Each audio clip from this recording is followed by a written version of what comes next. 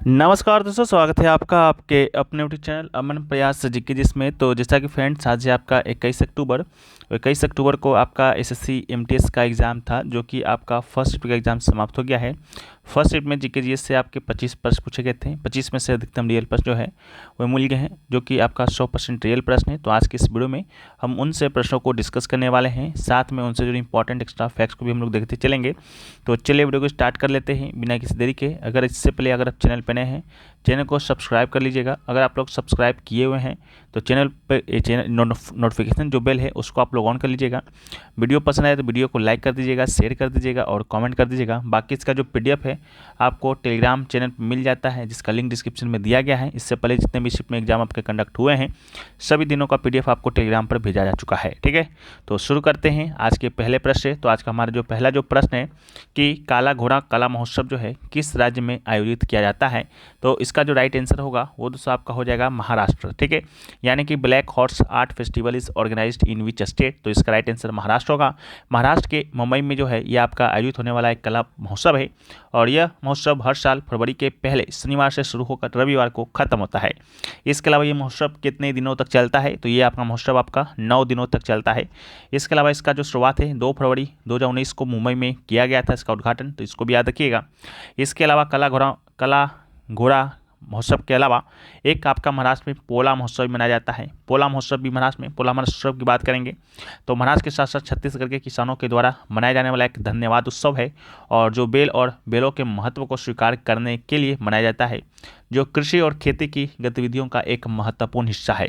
इसके अलावा गुड़ी पड़वा है, जो कि हिंदू कैलेंडर के अनुसार चैत महीने के पहले दिन मनाया जाता है, और ये भारतीय गुरु पड़वा का त्यौहार बसंत के आगमन को चिन्हित करते हुए मनाते हैं, और ये भी आपका जो है महाराष्ट्र में ही मनाया जाता है। महाराष्ट्र का नव वर्ष की बात करेंगे तो गुड़ी पड़वा के नाम से ही मनाया जाता है, तो इसको भी आप लोग याद रखिएगा। ठीक है, वीडियो में आगे बढ़ते हैं। इससे पहले तो आपको बता दें कि अगर आप लोगों में से किसी का भी एग्ज़ाम आने वाले समय में अगर एसएससी के द्वारा जो भी एग्ज़ाम कंडक्ट होता है वो देने वाले हैं, या एमटीएस का एग्ज़ाम देने वाले हैं, या आपका सीजीएल मेंस का एग्ज़ाम देने वाले हैं, तो उनके लिए बता दें आपका कंप्लीट एसएससी जो आपका पीडीएफ नोट्स है वो आपका लाया गया है, जिसमें आपको 40+ टॉपिक्स प्रयास ई बुक मिलते हैं, जिसमें 40 महत्वपूर्ण टॉपिक को इसमें शामिल किया गया है, जहाँ से आपके एग्जाम में प्रश्न आते ही आते हैं। साथ में आपका एसएससी एमटीएस 2023 का जो पीओआईक्यू है उसको भी आपको शामिल किया गया है। सीजीएल का जो 2024 का जो आपका एग्जाम कनेक्ट हुआ है उसका जो मेमोरी बेस्ड जो क्वेश्चन था उसका भी पीडीएफ एक्स्ट्रा फैक्ट के साथ बनाया गया है, और एसएससी एमटीएस 2024 का जो आपका एग्जाम चल रहा है उसका भी पीडीएफ आपको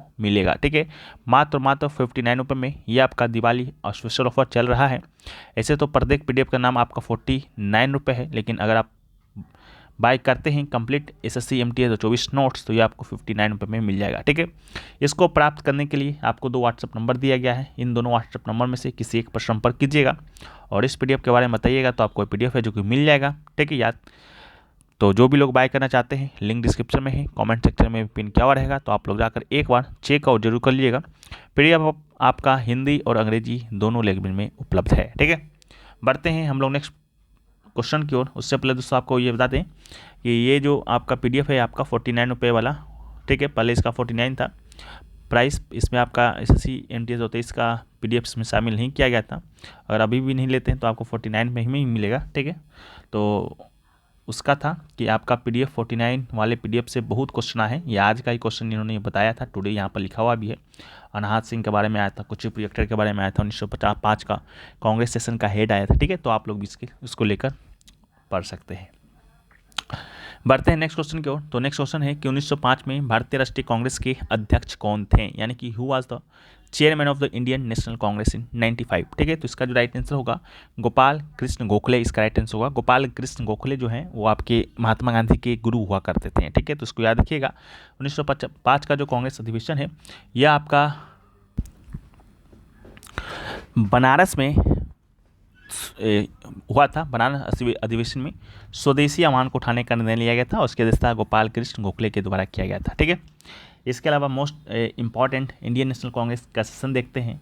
तो सबसे पहला जो आता है आपका 1885 का आता है, जहाँ पर कांग्रेस का स्थापना ही हुआ था। ठीक है, तो पहला अधिवेशन भी 1885 में हुआ था 28 दिसंबर के दिन, और उसकी जो अध्यक्षता है वो आपका किए थे डब्ल्यू.सी. बनर्जी, और डब्ल्यू.सी. बनर्जी ने किए, और ये आपका बम्बई में हुआ था। प्रथम सत्र था और 72 प्रतिनिधियों ने भाग लिया था। फिर दूसरा जो है कांग्रेस का सेशन 1886 में हुआ कलकत्ता में, और दादा भाई नौरोजी ने इसकी अध्यक्षता की थी। राष्ट्रीय कांग्रेस और राष्ट्रीय सम्मेलन था। 1887 का तीसरा था जो कि मद्रास में आयोजित हुआ, और इसकी अध्यक्षता आपके सैयद बदरुद्दीन तैयब जी ने किया था, और मुसलमानों से अन्य राष्ट्रीय नेताओं से हाथ मिलाने की अपील की गई थी, और प्रथम मुस्लिम अध्यक्ष भी आपके सैयद बदरुद्दीन तैयब जी ही थे। इसके बाद 1888 में हुआ था इलाहाबाद में, जॉर्ज यूल इसकी अध्यक्षता किए थे और प्रथम अंग्रेज अध्यक्ष थे। ठीक है, तो इसको भी याद रखना है। फिर आपका 1896 का कलकत्ता अधिवेशन कलकत्ता में हुआ था। रहीमतुल्लाह एम सयानी इसकी अध्यक्षता किया थी, और राष्ट्रीय जो गीत है वंदे मातरम पहली बार जो है आपका इस अधिवेशन में गाया गया था।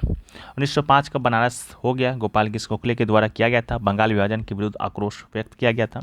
1906 का भी कलकत्ता में हुआ, दादा भाई नौरोजी ने इसकी अध्यक्षता की, और स्वराज शब्द का पहली बार उल्लेख है जो कि इसमें किया गया था। 1907 में सूरत में हुआ था, रास बिहारी घोष जो है इसकी अध्यक्षता किए थे, और पार्टी उग्रवादियों और उदारवादियों में विभाजित हो गया था। ठीक है, 1908 का भी मद्रास में हुआ, रास बिहारी घोष इसकी अध्यक्षता की। इसके अलावा 1909 का जो है लाहौर में हुआ, मदन मोहन मालवीय इसकी अध्यक्षता किए थे। भारतीय परिषद अधिनियम 1909 है जो कि आया था इस समय। 1911 का कलकत्ता में हुआ, और भीषण नारायण धर इसकी अध्यक्षता किए थे, और जनगण मन पहली बार आपका इसी अधिवेशन में गाया गया। 1916 का लखनऊ में हुआ था, अंबिका चरण मजूमदार इसकी अध्यक्षता किए थे, और लखनऊ समझौता मुस्लिम लीग के साथ संयुक्त अधिवेशन भी है इसी अधिवेशन में हुआ था। 1917 का हुआ था कलकत्ता में, एनी बेसेंट इसकी अध्यक्षता किए थे, और कांग्रेस की पहली महिला अध्यक्ष जो है यही बनी थी। 1918 का जो हुआ था बम्बई और दिल्ली दोनों जगह हुआ था, 2 सत्र आयोजित किए गए थे, पहला अगस्त सितंबर में और बम्बई में, और दूसरा दिसंबर में दिल्ली में किया गया था। बॉम्बे का जो सत्र आयोजित किया गया था उसकी अध्यक्षता सैयद हसन इमाम ने किया था, और दिल्ली वाला का किया था मदन मोहन मालवीय ने। 1919 का बहुत ही जलियांवाला बाग हत्याकांड उस समय हुआ था, अमृतसर में इसका अधिवेशन हुआ, और मोतीलाल नेहरू के द्वारा इसकी अध्यक्षता किया गया। 1925 की बात करेंगे तो कानपुर में हुआ था, सरोजिनी नायडू के द्वारा इसकी अध्यक्षता किया गया, और प्रथम भारतीय महिला अध्यक्ष थी आपके यह। इसके अलावा 1924 का भी याद रखिएगा, 1924 का अधिवेशन हुआ था बेलगांव में, और आपको बता दें कि इस अधिवेशन की अध्यक्षता जो है किसने किया था, तो महात्मा गांधी ने किया था। ठीक है, इसमें लिखा हुआ नहीं है, फिर भी आप याद रखिएगा, महात्मा गांधी जी ने है जो कि किया था, और एकमात्र कांग्रेस अधिवेशन था जिसकी अध्यक्षता महात्मा गांधी ने किया। इसके अलावा 1929 का लाहौर अधिवेशन आप लोग को मालूम होगा, जवाहरलाल नेहरू के द्वारा इसकी अध्यक्षता किया गया था। पूर्ण स्वराज के लिए संकल्प पारित किया गया था, और पूर्ण स्वतंत्रता के लिए समन्वय आंदोलन शुरू किया गया था, और 26 जनवरी को स्वतंत्रता दिवस के रूप में मनाया जाएगा इसका भी घोषणा किया गया था। 1931 का कराची अधिवेशन जिसकी अध्यक्षता वल्लभ भाई पटेल ने किया था, याद रखिएगा, मौलिक अधिकार इसमें आपका पारित किया गया था प्रस्ताव। 1936 का फैजपुर में हुआ था, और जवाहरलाल नेहरू ने इसकी अध्यक्षता की थी, पला गाँव में आयोजित होने वाला पहला सत्र था। 1938 का हरिपुरा सुभाष चंद्र बोस, 1939 का त्रिपुरी सुभाष चंद्र बोस के द्वारा किया गया था, लेकिन 1939 का क्या हुआ था कि बोस चुने गए थे, लेकिन गांधी जी के द्वारा पट्टाभी सीतारमैया का समर्थन करने के कारण उन्हें इस्तीफा देना पड़ा था, उनकी जगह फिर राजेंद्र प्रसाद को नियुक्त किया गया था। 1946 की बात करेंगे तो मेरठ में हुआ, और आचार्य कृपलानी इसकी अध्यक्षता किए थे, स्वतंत्रता से पहले अंतिम सत्र था। और 1948 की बात करेंगे तो जयपुर में पट्टाभी सीतारमैया के द्वारा इसकी अध्यक्षता किया गया, स्वतंत्रता के बाद ये पहला अधिवेशन था। ठीक है, तो याद रखिएगा। अगला है कि बाबर की सेना ने किस युद्ध में महाराणा सांगा को हराया था, यानी कि in which war of Babar defeated Maharana Sanga. तो इसका राइट आंसर आपका खानवा का युद्ध होगा। खानवा का युद्ध बाबर के तहत मुगल सेना और मेवाड़ के राणा सांगा के तहत राजपूत गठबंधन के बीच लड़ा गया था। कब? 1527 में 16 मार्च के दिन। ठीक है, और इसमें बाबर का विजय हुआ था। बाबर के द्वारा लड़े गए युद्धों को याद रखना है। 4 युद्ध हैं, चारों को याद रखना है। पहला पानीपत का प्रथम युद्ध जो है आपका हुआ था 21 अप्रैल 1526 को। इब्राहिम लोदी जो कि लोदी वंश का अंतिम शासक था और बाबर के बीच हुआ था, और बाबर इसमें विजयी हुआ था। बाबर सब में विजयी होगा, 4 को युद्ध ही है, चारों में बाबर ही विजयी होता है। खानवा का युद्ध आपका 1527 में होता है राणा सांगा और बाबर के बीच। चंदेरी का युद्ध 1528 में होता है मेदिनी राय और बाबर के बीच। और घाघरा का युद्ध 1529 में होता है अफगानों और बाबर के बीच। ठीक है, चारों युद्ध का परिणाम वही है, बाबर विजयी बनता है। और इसके बाद 1530 में जो है बाबर आपका मर जाता है। ठीक है, तो इसको भी याद रखिएगा। अगला है फुगड़ी नृत्य किस राज्य से संबंधित है। क्वेश्चन है कि the folk dance Fugdi is related to which state. ठीक है, तो इसका जो राइट आंसर होगा वो आपका गोवा हो जाएगा। फुगड़ी नृत्य कहाँ से संबंधित है भाई, तो गोवा से है। ठीक है, तो गोवा याद रखना है। गोवा का लोक नृत्य जो कोंकण क्षेत्र की महिलाओं के द्वारा गणेश चतुर्थी और व्रत जैसे धार्मिक त्योहारों के दौरान किया जाता है। अगला है अरुणाचल प्रदेश के सीमावर्ती गांव किबुथी में वाइब्रेंट विलेज प्रोग्राम का शुभारंभ किसने किया था, यानी कि who had launch the vibrant village program in the border village Kibithoo of Arunachal Pradesh. तो इसका राइट आंसर आपका केंद्रीय गृह मंत्री सहकारिता मंत्री अमित शाह हो जाएंगे। केंद्रीय गृह मंत्री सहकारिता मंत्री अमित शाह ने अरुणाचल प्रदेश के सीमावर्ती गांव किबुथी में वाइब्रेंट विलेज प्रोग्राम का शुभारंभ किया था। इस प्रोग्राम के तहत स्थानीय निवासियों को रोजगार के अवसर दिए जाएंगे। सीमावर्ती गांव से प्रवास को रोकने के लिए कनेक्टिविटी बढ़ाई जाएगी। ठीक है, याद रखना है। अगला है अमृत और विष जो है किसकी रचना है। अमृत और विष पुस्तक का नाम है who composition is Amrit and poison. तो इसका राइट आंसर अमृत लाल नागर होगा। अमृत और विष जो कि 1946 में पुस्तक आपका प्रकाशित हुआ और अमृत लाल नागर के द्वारा रचित उपन्यास है। 1967 में उन्हें साहित्य अकादमी पुरस्कार से भी सम्मानित किया गया था। अगला है अनाहत सिंह किस खेल से संबंधित है, यानी कि which game is related to Anahat Singh. तो इसका राइट आंसर स्क्वैश होगा। अनाहत सिंह जिनका जन्म 2008 में होता है, भारतीय स्क्वैश खिलाड़ी हैं। एशियाई खेलों की दोहरी कांस्य पदक विजेता हैं। सितंबर 2024 तक अनाहत सिंह महिलाओं की विश्व रैंकिंग में 100वें स्थान पर है। ठीक है, तो इसको भी याद रखना है। अगला है कि सुबनसिरी किसकी सहायक नदी है। सुबनसिरी की बात करेंगे तो Subansiri is the tributary river of which river. तो इसका राइट आंसर ब्रह्मपुत्र नदी होगा। सुबनसिरी ब्रह्मपुत्र नदी की सबसे बड़ी सहायक नदी है। तिब्बत के सनान प्रांत में लहुत्से काउंटी से निकलती है। अरुणाचल प्रदेश असम से होकर बहती है। असम के लखीमपुर जिले में ब्रह्मपुत्र से मिलती है और सुबनसिरी नदी की लंबाई 518 किलोमीटर है। और इसको भी याद रखना है। साथ में हम लोग प्रमुख नदियाँ और उनकी सहायक नदी को देखें तो सिंधु जिसकी सहायक नदी झेलम, चिनाब, रावी, ब्यास, सतलज, गंगा की चंबल, यमुना, सोन, दामोदर, महाकाली, घाघरा, रामगंगा, कोसी, गंडक, यमुना, टोंस, हिंदन, चंबल आपका यमुना का भी है और सिंध, बेतवा, केन। चंबल की बात करेंगे तो बनास, सिंध, बेतवा, केन। सोन, जोहिला, गोपद, रिहंद, कन्हार, उत्तरी कोयल। नर्मदा, अमरावती, भूखी, तवा, बांगर। ब्रह्मपुत्र की सुबनसिरी, कामेंग, बिलसिरी, धनसिरी, मानस, संकोस, तिस्ता, डिब्रू, डेहिंग, कलंग, बुढ़ी, दिखू। महानदी की बात करेंगे तो ईब, हसदो, सेवनाक, सोडूर, पैरी, ओंग, दुर्भाष। गोदावरी की पेनगंगा, वर्धा, वेनगंगा, इंद्रावती, सबरी, मंजीरा। कृष्णा की बात करेंगे तो कोयना, तुंगभद्रा, घाटप्रभा, मालप्रभा, भीम, मुशी, मुनेरू। कावेरी की हरंगी, हेमावती, काबिनी, भवानी, अकरावती, लक्ष्मण तीर्थ, नवाल और अकरावती आदि है। अगला है तनारस। तनारस खान किस घराने से संबंधित है, यानी तनारस घरान is Tanras Khan related to which house, यानी हाउस नहीं घराना होगा। तो राइट आंसर दिल्ली घराना होगा। कुतुब बख्श इनका नाम है जिन्हें आमतौर पर तनारस खान के नाम से जाना जाता है। हिंदुस्तानी शास्त्रीय परंपरा के भारतीय संगीतकार थे जो दिल्ली घराने के एक प्रमुख व्यक्ति के रूप में जाने जाते हैं। वो अंतिम मुगल सम्राट बहादुर शाह जफर द्वितीय के दरबारी संगीतकार और संगीत शिक्षक भी थे। अगला है बॉर्डर गावस्कर ट्रॉफी किसके बीच होता है, यानी कि border Gavaskar trophy is between हुम। तो राइट आंसर भारत और ऑस्ट्रेलिया हो जाएगा। अभी होना है 2024 में बॉर्डर गावस्कर ट्रॉफी। भारत और ऑस्ट्रेलिया के बीच खेली जाने वाली अंतर्राष्ट्रीय टेस्ट क्रिकेट ट्रॉफी है। श्रृंखला का नाम प्रतिष्ठित पूर्व कप्तानों ऑस्ट्रेलिया के एलन बॉर्डर और भारत के सुनील गावस्कर के नाम पर रखा गया।